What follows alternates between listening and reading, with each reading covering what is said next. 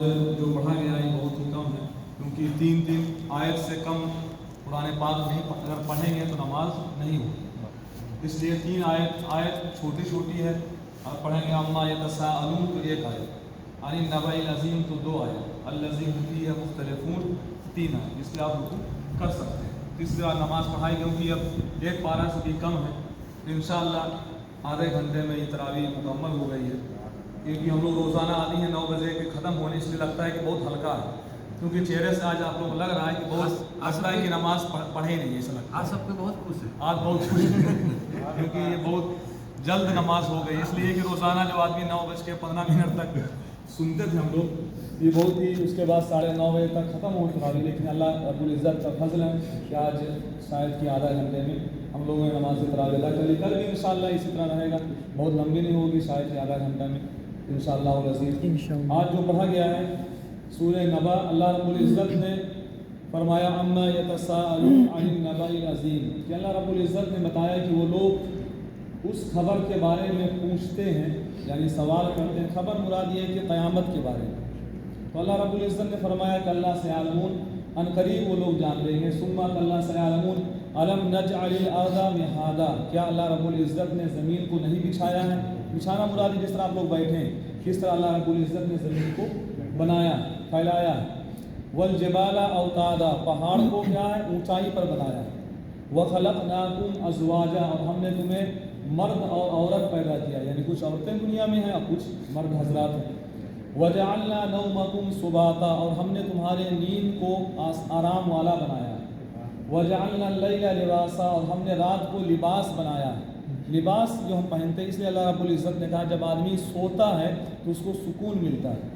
اگر نہ سوئے گا تو پاگل ہو جائے گا، اس لیے اس سونا بھی ایک نعمت ہے۔ اللہ رب العزت نے بتایا جب نیند آتی ہے یہ بھی ایک نعمت ہے۔ وجعلنا اللیل لباسا وجعلنا النہار معاشا، اور ہم نے دن کو روزی کمانے کے لیے بنایا ہے کہ دن میں آپ لوگ کام کریں۔ وجعلنا النہار معاشا، کہ اللہ رب العزت نے فرمایا کہ ہم نے دن کو اس لیے بنایا تاکہ لوگ روزی کو تلاش کریں، رزق کو تلاش کریں، بزنس کریں۔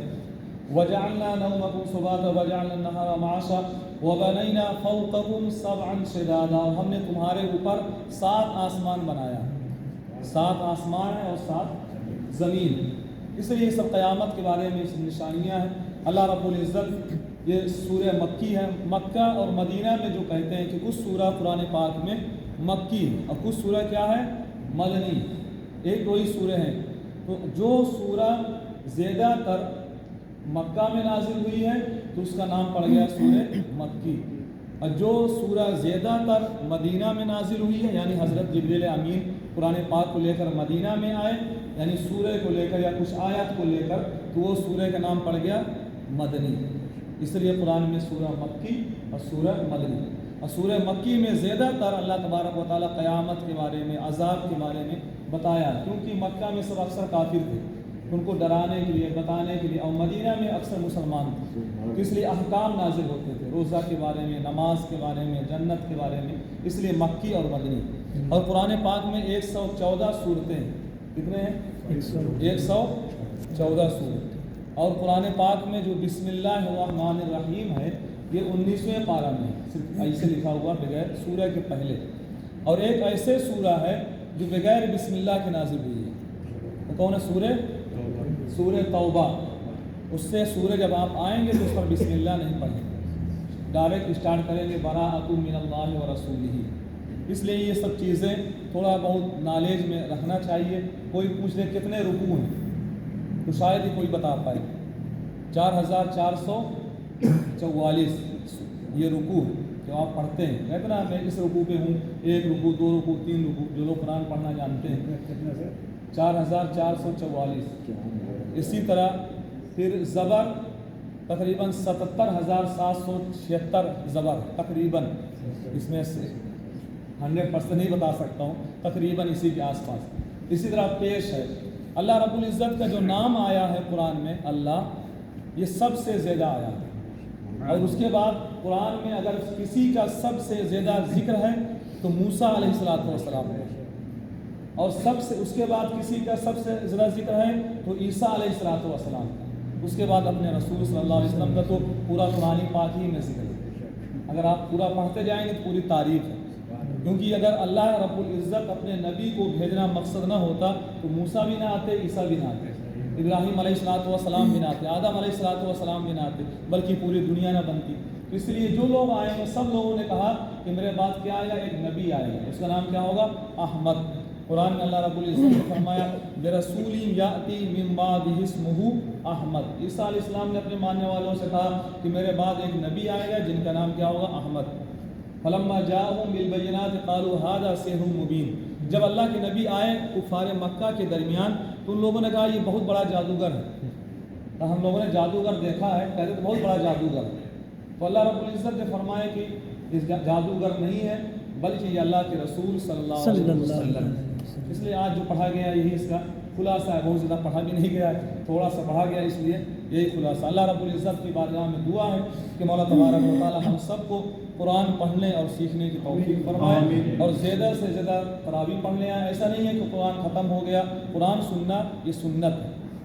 اور قرآن پڑھنا یہ بھی سنت ہے، اور نماز تراویح یہ سنت مؤکدہ ہے، اگر چھوڑیں گے تو گناہ گار ہوں گے۔ اس لیے نماز تراویح پڑھنا سب مسلمان مرد و عورت پر ہے، عورت پر بھی ہے، یہ مت سمجھے کہ عورت پر نہیں۔ ایک مسئلہ اور سن لیں کہ اگر کچھ لوگوں نے کہا کیا مسجد میں عورت اعتکاف کر سکتی ہے، تو پہلا مسئلہ یہ کہ جب مسجد میں نماز پڑھنے نہیں آ سکتی تو اعتکاف تو دور کی بات ہے، لیکن بہار شریعت میں لکھا ہے کہ عورت کو مسجد میں اعتکاف کرنا مکروہ ہے، اس لیے اعتکاف نہیں کر سکتی۔ لیکن اب کرے گی کہاں اعتکاف؟ تو جو گھر میں جس جگہ عورت نماز پڑھتی ہے، یعنی وہ ایک جگہ بنا لے گھر میں کہ وہاں پر پاک صاف رہے، تو وہ جگہ پہ جہاں نماز پڑھتی ہیں تو اس جگہ وہ وہاں پر وہ بیٹھے اور اعتکاف کرے۔ کوئی بھی گھر میں ایک روم بنا لے، ایک جگہ بنا لے تو وہاں پہ اعتکاف کرے، تو وہاں پہ وہ بیٹھ کے اپنا نماز پڑھ سکتی ہے، وہی سو سکتی ہے۔ اگر کچھ ضروریات ہے جو اپنا ٹوائلٹ باتھ روم جانا تو وہاں پر وہ جا سکتی ہے گھر کے اندر، لیکن ایک جگہ خاص کر لے کہ یہاں پر میں اعتکاف کروں گی۔ اب ایسا نہیں ہے کہ اعتکاف میں بیٹھے ہیں، کوئی باہر سے کوئی عورت آ گئی ہالینڈ سے تو پورا دن اسی سے ہم بات کر رہے ہیں، تو یہ اعتکاف نہیں ہوگا۔ ایک بات یاد رکھیں، کیونکہ کچھ لوگوں نے کہا کہ اگر گھر کی عورت ایک عورت اعتکاف میں ہے، 3 عورت نہیں ہے، تو تینوں اس کے ساتھ ٹائم پاس کرتی ہے، بیٹھ کے سناؤ اور واقعہ کیسے ہے۔ تو یہ سب چیزیں گھر کی گھریلو باتیں کرنا منع ہے، لیکن ضروریات تک کچھ کام کیا کھائیں گی، کیا پکا دیں نہ پوچھ سکتی ہیں، ورنہ یہ نہیں کہ بالکل بات کرنا منع، بات کر سکتے ہیں، حال چال پوچھ سکتے ہیں، لیکن یہ نہیں ہے کہ جس طرح ہم رہتے تھے ساتھ میں اسی طرح سمجھنا، تب یہ صحیح نہیں ہے۔ اس لیے عورتوں کو گھر میں اعتکاف کر سکتی ہیں، نیکی ہے، جتنا ثواب آدمی کو ملتا ہے 2 حج 2 عمرے کا ثواب، اسی طرح عورت کو بھی اللہ رب العزت عطا فرماتا ہے۔ اس لیے قرآن میں فرمایا ان المسلمین والمسلمات والمؤمنین والمؤمنات، بے شک مسلمان عورتیں، مسلمان مرد، مومن عورتیں، مومن مرد، یہ سب اعمال میں، فضیلت میں، نیکیوں میں اللہ رب العزت انہیں برابر عطا فرماتا ہے، جتنا مرد کو عطا فرماتا ہے اتنا بھی عورت کو عطا فرماتا ہے۔ اللہ تبارک و تعالی ہم سب کے تمام اعمال کو قبول فرمائے۔ جی